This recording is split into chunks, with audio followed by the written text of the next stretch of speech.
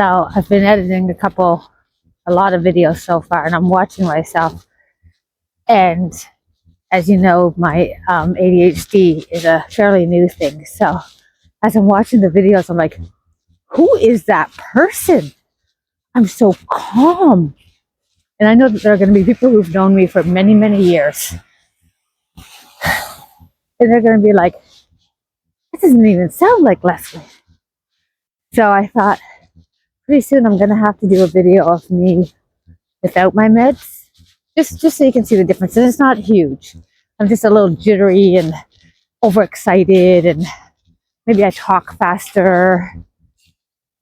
It'd be interesting for you to see.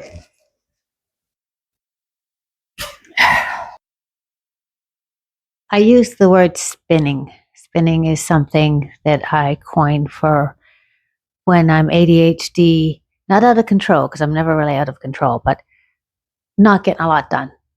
Just looping around, doing a whole bunch of things. Nothing is connecting to what I'm trying to do.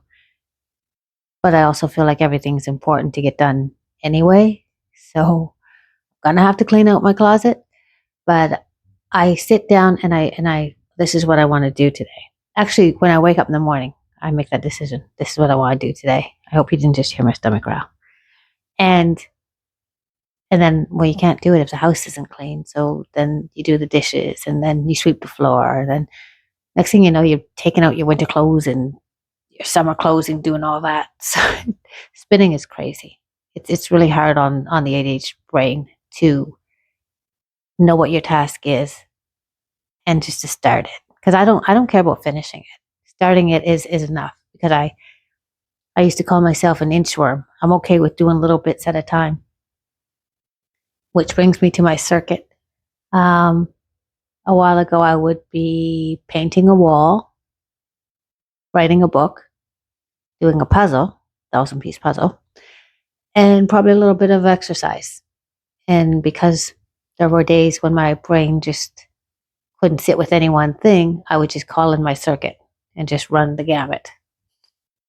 When you're ADHD and you don't know you're ADHD, you're trying to figure out ways to do things that you find hard, but you don't realize is a problem. You're just like, your concentration's off, or that's just the way you do things. So I would spin, and then I'd do my circuit, and that, I believe, is what kept me high functioning. That's why I did finish a book or two. It's why I did get projects done. That wall got finished, painted, but I did it all in little increments. So my algorithm very much knows that I have ADHD. So what happens is I get tons and tons and tons of videos about ADHD, which is great because it helps me understand me. It helps me understand that there are a lot of people like me. And even more importantly, it helps me understand my son. His ADHD is still pretty much out of control, and I am going to get him some help and get him medicated.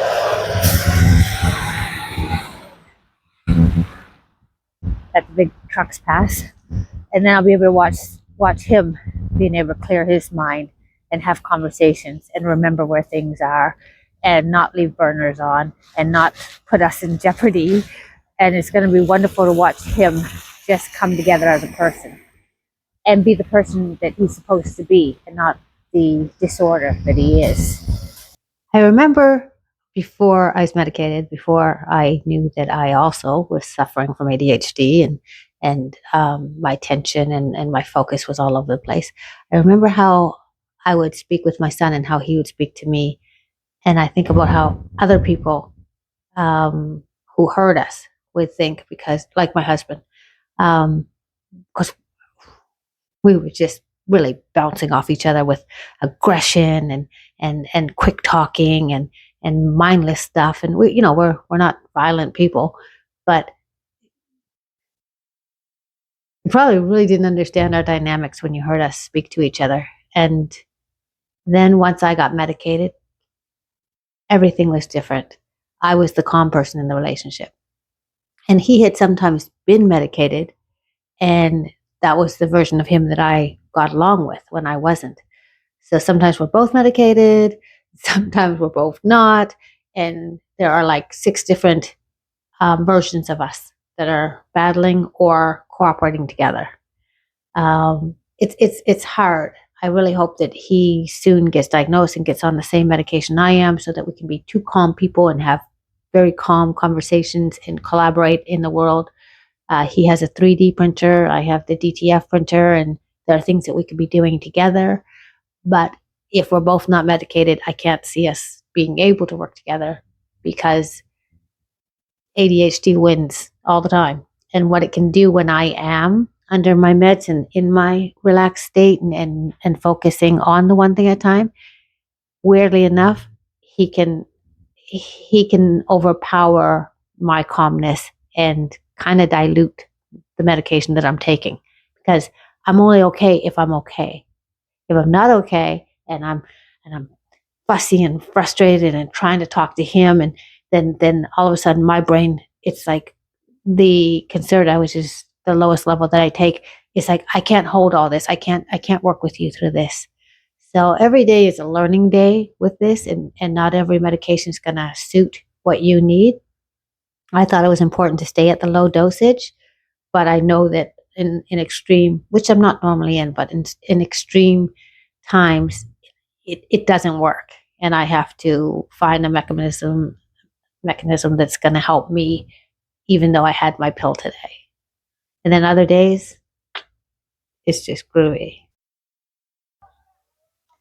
It's a very struggling day today for the old brain. I had a hard time getting things on. I had a lot of projects I had to work on, but life is happening, and my mom's sick in the hospital, and things are getting hard.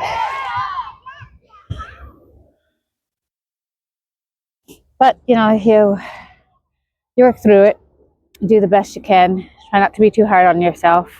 Things are going to be what things are going to be. Things are out of your control. All in all, still a good life.